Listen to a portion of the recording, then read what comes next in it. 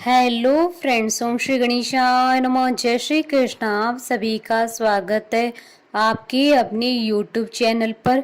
Friends, आज हम आपको इस वीडियो में बताने जा रहे हैं वैशाख मास महात्म के 11वें अध्याय के बारे में और स्कंद पुराण के अनुसार वैशाख मास महात्म के चौथे अध्याय के बारे में। फ्रेंड्स, वीडियो शुरू करने से पहले आपसे रिक्वेस्ट है, अगर आप हमारी चैनल पर नए हैं और आपने अभी तक चैनल को सब्सक्राइब नहीं किया है तो प्लीज सब्सक्राइब कीजिएगा चैनल को, साथ ही प्रेस कीजिएगा बेल आइकन को, जिससे नए वीडियो से रिलेटेड नोटिफिकेशन आपको तुरंत प्राप्त हो सके। और वीडियो पसंद आने पर वीडियो को लाइक और शेयर जरूर कीजिएगा ताकि सभी भक्तों को इस वीडियो का लाभ प्राप्त हो सके।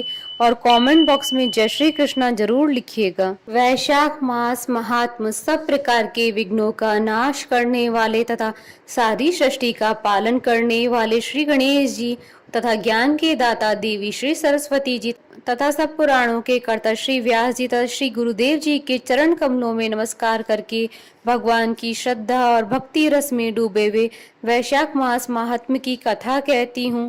महर्षि वशिष्ठ के उपदेश से राजा कीर्तिमान का अपने राज्य में वैशाख मास के धर्म का पालन कराना और यमराज का ब्रह्मा जी से राजा के लिए शिकायत करना।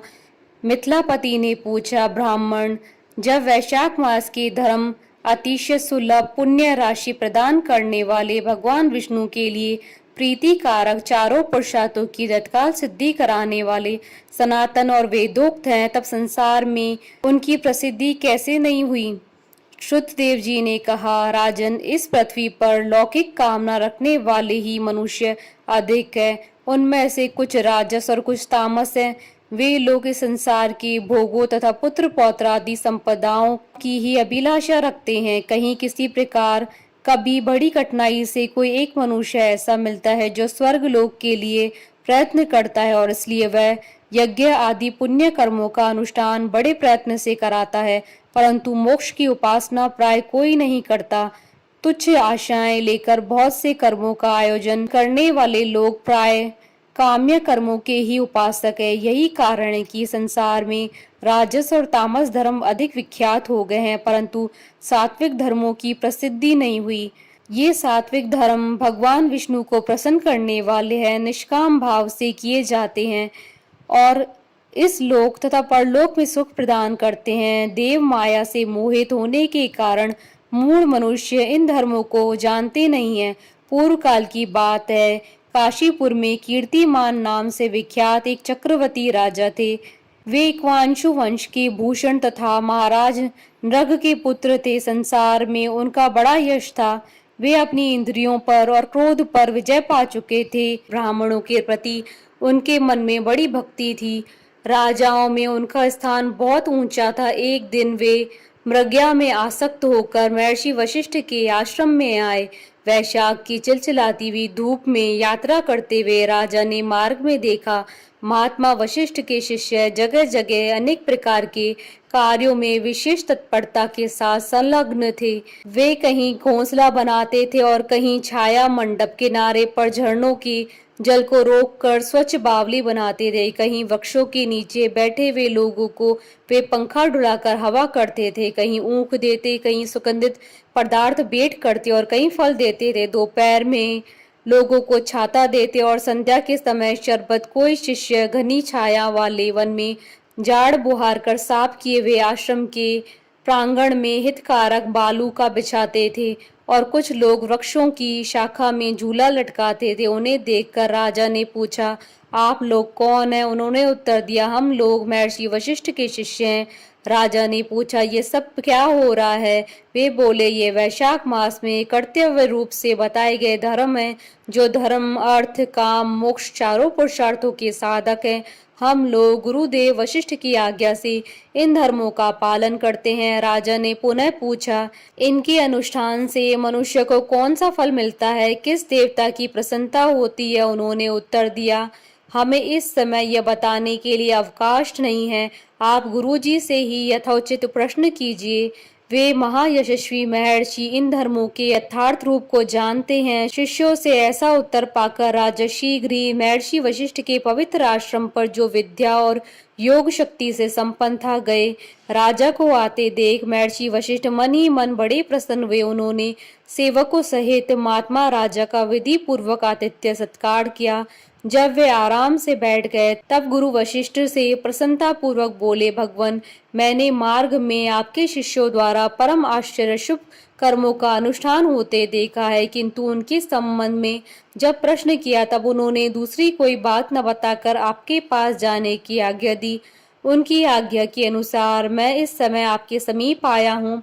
मेरे मन में उन धर्मों को सुनने की बड़ी इच्छा है, अतः आप मुझसे उनका वर्णन करें। तब माँ यशस्वी वशिष्ठ जी ने प्रसन्नता पूर्वक कहा, हे राजन, तुम्हारी बुद्धि को उत्तम शिक्षा मिली है, अतः उसने यह उत्तम निश्चय किया है, भगवान विष्णु की कथा की श्रवण और भगवत मार्ग के अनुष्ठान में जो तुम्हारी बुद्धि की अत्यंतिक प्रवृत्ति हुई है, यह तुम्हारे किसी पुण्य का ही फल है, जिसने वैशाख मास में बताए हुए महाधर्म के द्वारा भगवान श्री हरि की आराधना की है। उसके उन धर्मों से भगवान बहुत संतुष्ट होते हैं और उसे मनोवांछित वस्तु प्रदान करते हैं। संपूर्ण जगत के स्वामी भगवान लक्ष्मीपति समस्त पाप राशि का विनाश करने वाले हैं। वे सूक्ष्म धर्म से प्रसन्न होते हैं, केवल परिश्रम और धन से नहीं। भगवान विष्णु भक्ति से पूजित होने पर अभीष्ट वस्तु प्रदान करते हैं, इसलिए सदा भगवान विष्णु की भक्ति करनी चाहिए। जगदीश्वर श्री हरि जल से भी पूजा करने पर अशेष क्लेश का नाश करते हैं और शीघ्र प्रसन्न होते हैं। वैशाख मास में बताए हुए ये धर्म थोड़े से परिश्रम द्वारा साध्य होने पर भी भगवान विष्णु के लिए प्रीति कारक एवं शुभ होने के कारण अधिक व्यय से सिद्ध होने वाले बड़े बड़े यज्ञादि कर्मों के भी तिरस्कार करने वाले हैं। अतः हे भूपाल, तुम भी वैशाख मास में बताए हुए धर्मों का पालन करो और तुम्हारे राज्य में निवास करने वाले अन्य सब लोगों से भी उन कल्याणकारी धर्म का पालन करवाओ। इस प्रकार से वैशाख मास के धर्म के पालन की आवश्यकताओं को शास्त्रों युक्तियों से भली भांति सिद्ध करके वशिष्ठ जी ने वैशाख मास के सब धर्मों का राजा के समक्ष वर्णन किया। उन सब धर्मों को सुनकर राजा ने गुरु का भक्ति भाव से पूजन किया और घर आकर वे सब धर्मों का विधि पूर्वक पालन करने लगे। देवादिदेव भगवान विष्णु में भक्ति रखते हुए राजा कीर्तिमान देवेश्वर पद्मनाभ के अतिरिक्त और किसी देवताओं को नहीं देखते थे। उन्होंने हाथी की पीठ पर नगाड़ा रखकर सिपाहियों से अपने राज्य भर में डंके की चोट पर यह घोषणा करवा दी कि मेरे राज्य में जो 8 वर्ष से अधिक आयु वाला मनुष्य है, उसकी आयु जब तक 80 वर्ष की न हो जाए तब तक मेष राशि में सूर्य के स्थित होने पर यदि वह प्रातःकाल स्नान नहीं करेगा तो मेरे द्वारा दंडनीय, वध्य और राज्य से निकाल देने योग्य समझा जाएगा। यह मेरा निश्चित आदेश है। पिता, पुत्र, पत्नी अथवा सुहृद जो कोई भी वैशाख धर्म का पालन नहीं करेगा वह चोर की भांति दंड का पात्र समझा जाएगा। प्रातःकाल शुभ जल में स्नान करके श्रेष्ठ ब्राह्मणों को दान करना चाहिए। तुम सब लोग अपनी शक्ति के अनुसार घोंसला और दान आदि धर्मों का आचरण करो। राजा कीर्तिमान ने प्रत्येक ग्राम में धर्म के उपदेश करने वाले एक ब्राह्मण को बसाया। 5-5 गांवों पर एक एक ऐसे अधिकारी की नियुक्ति की जो धर्म का त्याग करने वालों को दंड दे सके। उस अधिकारी की सेवा में 10-10 घुड़सवार रहते थे। इस प्रकार चक्रवर्ती नरेश के शासन से सर्वत्र और सब देशों में यह धर्म का पौधा प्रारंभ हुआ और आगे चलकर खूब बड़े हुए वृक्ष के रूप में परिणित हो गया। उस राजा के राज्य में जो लोग मर जाते थे वे भगवान विष्णु के धाम में जाते थे। वहां के मनुष्य को विष्णु लोक की प्राप्ति निश्चित थी। एक बार भी वैशाख स्नान कर लेने से मनुष्य यमराज के पास नहीं जाता है। अपने धर्म अनुकूल कर्म में स्थित हुए सब लोगों के विष्णु लोक में चले जाने से यमपुरी के सब नरक खाली हो गए और वहां एक भी पापी प्राणी नहीं रह गया। वैशाख मास के प्रभाव से यमपुरी के मार्ग की यात्रा ही बंद हो गई। सब मनुष्य दिव्य आकृति धारण करके भगवान के धाम में जाने लगे। देवताओं के जो लोक हैं वे सब भी शून्य हो गए। स्वर्ग और नरक दोनों के शून्य हो जाने पर एक दिन नारद जी ने धर्मराज के पास जाकर कहा, धर्मराज, आपकी इस नरक में अब पहले जैसा कोलाहल नहीं सुनाई पड़ता है। पहले की भांति पाप कर्मों का लेखा भी नहीं लिखा जा रहा है। चित्रगुप्त जी तो ऐसे मौन भाव से बैठे हुए हैं जैसे कोई मुनि हो। महाराज, इसका कारण तो बताइए। महात्मा नारद के ऐसा कहने पर राजा यम ने कुछ दिन तक इस स्वर में कहा, नारद, इस समय पृथ्वी पर जो यह राजा राज्य करता है वह पुराण पुरुषोत्तम भगवान विष्णु का बड़ा भक्त है। उसके भय से कोई भी मनुष्य कभी वैशाख मास का उल्लंघन नहीं करता है।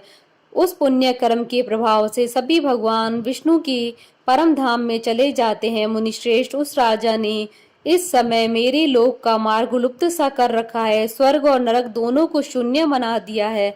अतः ब्रह्मा जी के समीप जाकर यह सब समाचार उनसे निवेदन करके तभी मैं स्वस्थ होऊंगा।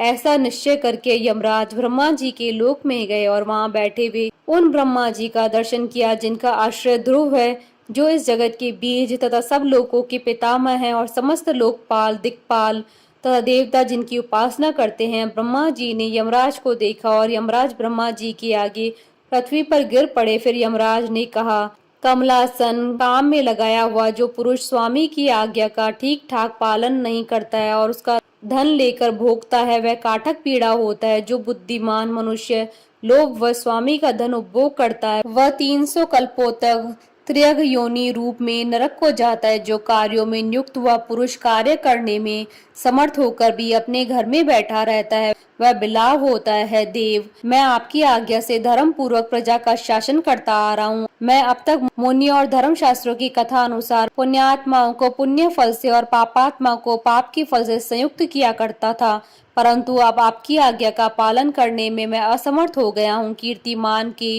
राज्य में सब लोग वैशाख मास में पुण्य कर्मों का अनुष्ठान करके पितरों और पितामहों के साथ वैकुंठ धाम में चले जाते हैं। उनके मरे हुए पितर और माता महा आदि भी विष्णु लोक में चले जाते हैं। इतना ही नहीं, पत्नी के पिता, ससुर आदि भी मेरे लेख को मिटाकर विष्णु लोक में चले जाते हैं। देव, बड़े बड़े यज्ञों द्वारा भी मनुष्य वैसी गति नहीं पाता है जैसी वैशाख मास में मिल रही है। संपूर्ण तीर्थों से, दान आदि से, तपस्याओं से, व्रतों से अथवा संपूर्ण धर्मों से युक्त भी उस गति को नहीं पाता है जो वैशाख मास में धर्म में तत्पर हुए मनुष्य को प्राप्त हो रही है। वैशाख मास में प्रातः काल स्नान करके देव पूजन, मास महात्म की कथा का श्रवण तथा भगवान विष्णु को प्रिय लगने वाले तदनुकूल धर्मों का पालन करने वाला मनुष्य एकमात्र विष्णु लोक का स्वामी होता है। और जगतपति भगवान विष्णु के लोक की तो मेरी समझ में कोई सीमा नहीं है, क्योंकि सब ओर से कोटि कोटि प्राणियों का समुदाय वहां पहुंच रहा है तो भी वह भरता नहीं है। इस संसार में पवित्र और अपवित्र सभी लोग राजा की आज्ञा से वैशाख मास के धर्म का पालन करके विष्णु लोक को जा रहे हैं। लोकनाथ, उनकी प्रेरणा से संस्कारहीन मनुष्य भी वैशाख मास के स्नान से वैकुंठ धाम में चले जाते हैं। वह केवल भगवान विष्णु के चरणों की शरण लेने वाला है, जान पड़ता है वह समस्त संसार को विष्णु लोक पहुंचा देगा। जो पुत्र धर्म, अर्थ, काम और मोक्ष के प्रतिकूल चलता हो वह पृथ्वी पर माता के पेट से पैदा हुआ रोग है।